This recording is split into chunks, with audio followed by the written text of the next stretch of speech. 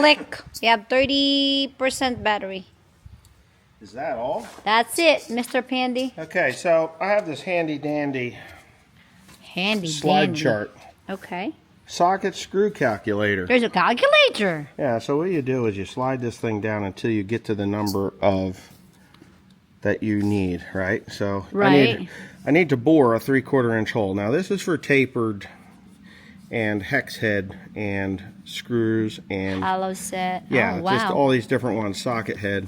And then on the back, it'll give you That is cool. what you, the decimal of what you need. Right. It's like a cheater. Yeah, right. So we know that 3/4 is 0.75, right? Where's 3/4? 0.7500. That Yes, is the, right there. that's the decimal size. Okay. So it should say it here somewhere. What is this thing? Oh, that's seal thread. Seal. That's seal thread. So anyways, you go down to 3/4 inch. It's right there, and then you come Okay. down here. This is the counter bore for whatever else for these, I think. Counter bore. Body of the drill is 49/64. We don't need that. Threads per inch. We're going to run with 10 threads per inch. Okay. Which is national coarse for 3/4, and our tap drill size will be a 21/32 for national coarse. National course, NC. Okay. Yeah. So that's what I need. I need a drill bit for 21/32. Okay, so where are we getting that? So we're going to go to 100 and Millen Supply. I'm going to take this guy here. That's cool. I bet he probably never seen like that before. I see these things all day. Oh, really? That's the first time I saw guarantee it. you he pulls something. I got more. That is It's cool. what we've done, and you know, you've seen what we've done, kind of, sort of. But I will tell you this: I went and I was gonna cut that off with a grinder. Yeah. You were With a gonna grip do wheel. that, yeah. So I changed my mind, and I actually went and I bought a Sawzall blade. This is a carbide Sawzall blade.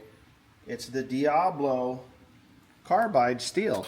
It did a phenomenal job. Take a Is look at it? that. So Oh, wow. that was just from that thing, and I just kind of worked it back and forth, back and forth. This is a bushing. Okay. So, anyways, worked it back and forth. I've already center punched it, I see. so I'm going to. But we need to come up with this 21/32, right? All right. I could just say 21. I could just take a picture of that. I don't need to take this thing. I have other ones of these. I'll take Teresa in and show her, and you can bring that camera along with you because I think.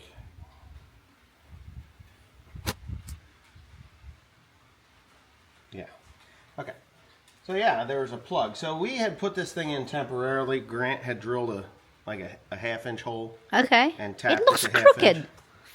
It is crooked. It's 'cause not he center. He didn't center it. So Well, it I'm a has- crooked eyes and I saw it well, right you see, away. This has a hole in it. This is off of the No Rower 240, Okay. right? And if you saw what it was before, well, you see what we did because we've already made the video. Cut that off there. All I needed to do was hold it on there, and he had made it. It's laying there on the floor. This effed up cap. Well, I just want to put the original back on, Okay, cool. so that you can't really tell that it's out of there. So we did. That's how that works. But anyway, we're gonna go and get the bit. You want to go in and we'll take a look at this thing here. You can come with. You can shut that off for now. Let me get my glasses on for this one. I've got several of these things. It's like a wheel of fortune. It is the Wheel of Misfortune. The wheel of misfortune. Okay, so this is for tapers. We don't want that. Derek's guide gauge Derek's dial. guide dial. This is something different. Threads per inch. Let's go to 10. It should give us. Oh yeah, this is for cutting. This is for cutting on the Yeah. lathe. Yeah. I got all kinds of stuff in here. I know I do. What the hell happened? I got a bunch of them. I need to come in here and clean this up. All right, so we're kind of going to do something a little more fun than what I've been doing. In my opinion, it's more fun because I've got my coffee here. I got it from Drunken Dog Nuts. Anyway, what I've got here is my Hogan magnetic drill. So The mag drill comes with some stuff. This is the lubricant. You put this in with water or whatever. And it's supposed to be so wonderful and la la blah blah blah blah. All right. So I'm just going to talk about this for a minute before I actually get into it. I have many different attachments that I've bought for this thing. Clearly not as many attachments as what you can get for a mag drill. This is the book. Why it's not in where it belongs, I have no idea. But this right here is the chuck, right? So this chuck, if I'm correct, should actually not be that particular one, is it? Why in the world would I have that chuck like that? I was thinking, all right, so there's many different pieces to this thing. So what I'm doing, and I'll take you over here real quick because, you know, is this thing zooming in by any chance? I don't know. No, it's not. Okay. So what we're doing is the same thing I was doing last night. That's the broken piece, $2,580, not happening. I had this one here. You saw what I did with it. We now have it attached. It's back together, welded in there. Looks good. Everything looks good the way it's supposed to. And obviously, I've cut this off using the Diablo carbide Sawzall blade. And, of course, I've got my little bushing there. And then this little guy here will go over the top of that. And we will squash it down on there, and life will be good. That'll do its thing where it's supposed to go. Nice. Okay, so the mag drill I'm planning on putting on here and then drilling down through there. So me and Teresa, my lovely wife, we went to a place called Hunterdon Mill and Supply out here in White House, New Jersey, White House Station or whatever. And yeah, we did that. Got a couple of things. One 3/4 inch 10 tap and a 21 32nd 21/32 Titan drill. These are American made. The reason I like American made is because they last. I hate it when you buy something and they break right off. Hogan is American made, or Haugen. It is American made, and I have this nice little kit here that goes up to 1/2 inch, but that's not 21/32, so I couldn't use that. I also have a cheap kit of annular cutters. I think these are Dragon, Red Dragon or something like that. Who makes these? Who makes these? I don't think it even says, but they're made in China. They're the cheap Chinese ones. And they break, they fracture, they blow up, they suck. They just do. And I was going to buy replacements for it. The two that I've blown up, I forget what sizes they are, but well, I can go look. Give me a second. Because I know one of them is over here. Because I'm not the one that blew it up. My nephew is. And here it is. What size is this? The SDT. This one is the 11/16. So when you get a little too jumpy with them, they snap off. So I'm actually going to put this broken one in the kit just because. If you don't know that it's broken. And I imagine the other one is going to be, if that's the 11/16, that would have to be the 9/16 or, yeah, 5/8. The 5/8 one is broke. So I'm going to pull the drill out. All right, so I'm going to refresh your memory along with mine. These are pretty easy to deal with. This little collar here, it has this is the air or water collar. Anyways, it has a little plug there. It's just a screw. And then on the other side, you kind of turn it and turn it and turn it until you see the Allen wrench. There's an Allen screw in there, set screw. So you back the set screw out and it releases it. But don't forget to put the plug back in, because you have to go buy another one. It's a pain in the neck. So yeah, so that's this one. Now, oh boy, we have this guy, which is the drill bit, which should fit right up on there. And it does, like so. The one thing that I'm not keen about with this is the length of that stroke on that thing, because I honestly think I should be able to use this, but I think that is a screw-on type, and I know I've got several different pieces here for this. Like this one here, it should just kind of. So, yeah, I'm like, why the hell would that thing be that way? Yeah, you want it all the way up. And because it's a mag drill, I really think that that thing should be shorter. Because if I take this drill bit here and I stick it in there, yeah, I guess that's right. Okay, it'll work. I bought this particular drill press, or this magnetic drill, because of the longer stroke. I really did. I didn't want to have the shallower stroke because of the yeah. But I really do. I'm sorry that you can't see me there. I really do think that it should be shorter because of the length of the stroke.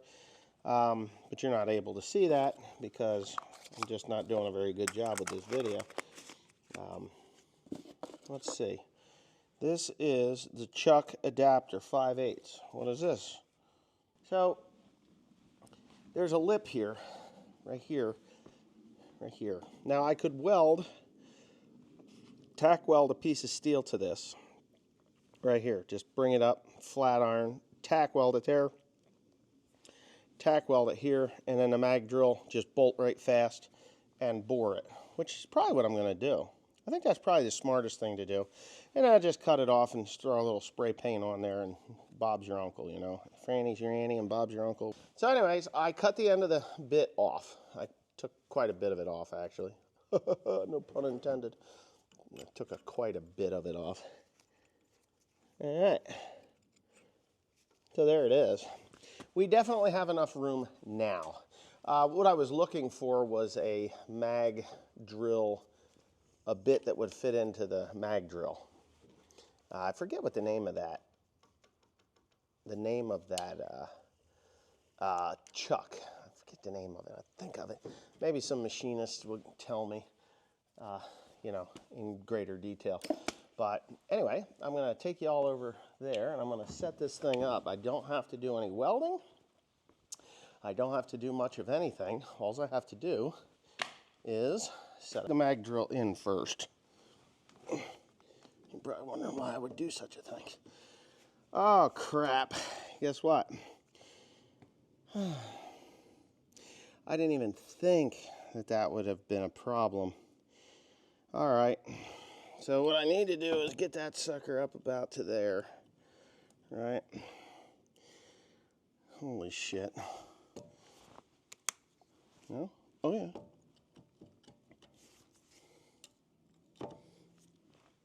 Shoot. All right. You'll have to come up with a piece of steel. All right, so I'm going to show you what I've come up with and why I have to do it this way, so you're going to get an explanation. I can't come right up to this piece here with the mag drill because I'd have to weld to this face in order to get it, or I'd have to weld underneath here. But I did discover something, and when I was cleaning the paint off of there, and I don't know if you can see it. Can you see the crack? There's a hairline fracture right along that weld. Yeah, there you can see it. So this is a good thing. There's a hairline fracture. I can grind that out and weld it and make it right. So in order to make this mag drill work the way I want it to, I have to actually do this in 2 pieces. So I'm going to weld right here, right there. And then I'm going to slide this piece here forward to the tip or the edge of this. And then I should be able to put the mag drill directly on that. Now, the mag drill is going to want to lift this way, so I don't think I'm going to need to weld that here or here. So I'm just going to face weld that. I'm going to weld through the hole. So I'll face weld that right there. Pretty good bead, I'm sure. And that way when I want to take it off, all I have to do is lift up the back end. It'll break off of there. And then I'll grind it, cut my V, and then weld it, and then paint it. That's how I'm going to do it. So you can watch me do this nonsense from here because, you know what, why not, right? Why not? Maybe you can see, maybe you can't, but we're going to find out. I do have my glasses, so I should be able to see a little better. My glasses. If you can't see what you're welding, it's kind of difficult, and this is like a new world for me. These stupid glasses, I hate glasses, but they are what you got, and they got what you are. I think I'll have to move that back just a little bit more. Yeah.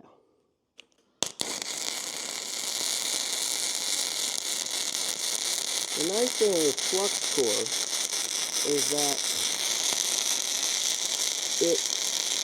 you can send that wire out an inch and it'll still weld and it won't blow your gas away. I really actually have grown fond of this little R-Captain welder for doing stuff like this. My strap-on welder is not easily used for flux core because you have to run this thing DC. I think it's DC positive, ground positive, DC minus. So your ground is actually your positive wire. If you go the other way, it's really dirty and sloppy and really nasty. So I'm not even going to clean that up. So you can see now that I'm above the flush part there. I am running this thing at 220. 220. I have an outlet that I can plug right in. So I'm just going to go ahead and weld in here.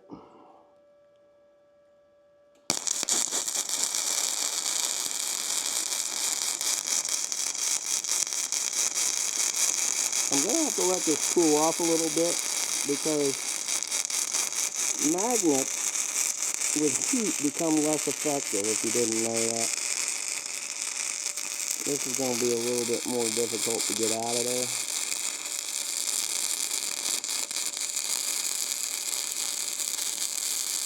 But yeah, there it is. There it is. So it's solid on there. A little dusty looking. I can take that off. That plasma cutter will not cut that ultra high carbon steel. Like leaf springs, very difficult to cut. Alright, so that's that. I got, like I said before, I got these gloves at Costco. These are pretty brutal. These are for surgeons. Surgical gloves. Yeah. So anyways, when I get that mag drill up on there, it's going to want to pull this way. So, there. I will be using lubricant. It's chain and cable lube for the mag drill. And for the bit, I want to turn it kind of slow. The reason I want to turn it slow is because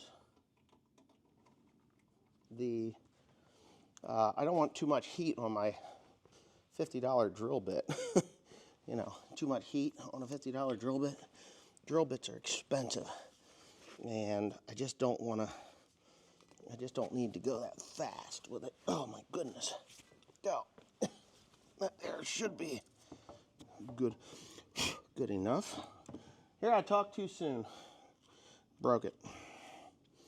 Okay, so what I'll do is I'm going to, now these mag drills, believe it or not, here, maybe you can see me set this up. I don't want to drop the mag drill. This thing is, it's got to be over $3,000 now. But the mag drill, when I bought it, was over $2,000. And everything since then has gotten super expensive.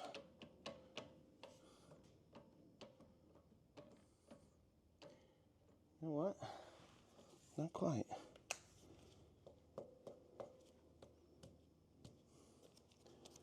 Turn that on. Yep, there it is. Okay, so these mag drills, let me throw this glove away. I don't need it. I burnt my finger anyway. These mag drills, when you set the magnet, they have two different settings for your magnetic power, right? The first one is just to set it up. You know, you could almost rip it off of there. The second one kicks on when you turn the drill on and start to drill. So let me take my helmet off. I'm going to leave my glasses on because I can see a little better when I need bifocals, really. But when you're running real close like this, it's just good to be able to switch between. And, you know, let's see, what do we got here? This is on, so this is going to step up the magnet. Now you don't even know we are running, so that's running too fast. I've got that thing set. There's two different speeds here, 450 and 250, and I personally don't think, yeah. There it is. There it is. Now it's going to run a little slower, right? Is that my wife? No, it's Grant.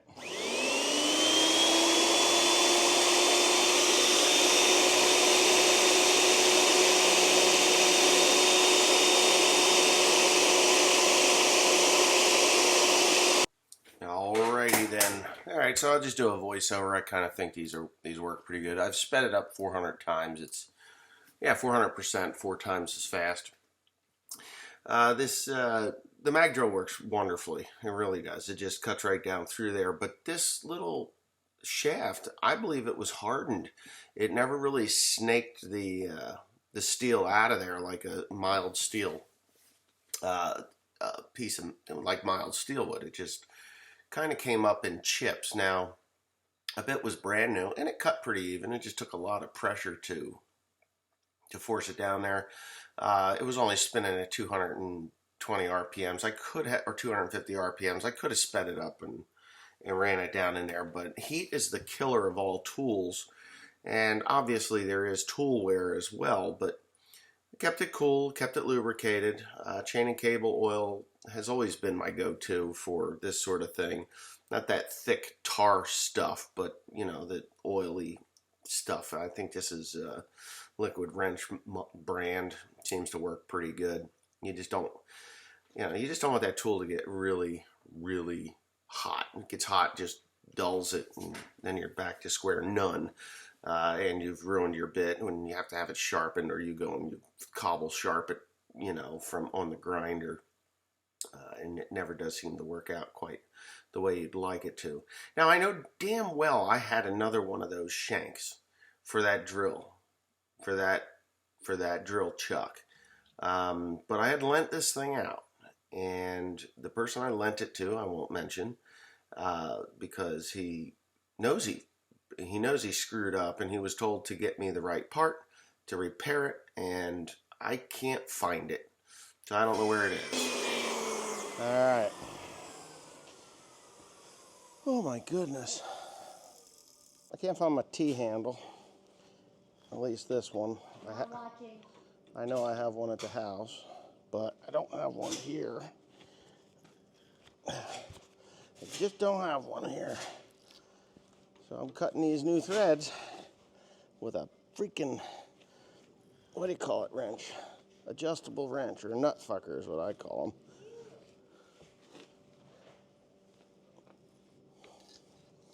And these are American-made tools. I hate Chinesium ones. They're okay in a pinch, but if you're going to have anything for a long period of time, you can't just buy Chinesium. Japanese tools are now better than some of the other tools around. So you just kind of work it around back and forth. It's actually cutting very nicely. You believe that? Yeah, it is. Huh? It's called saving money. A lot of money. It's crazy how much money they want for these things. A tap and a drill bit. Of course, I've already had the mag drill, so let's see if we bottom it out. This is a blind hole. This is a blind hole, so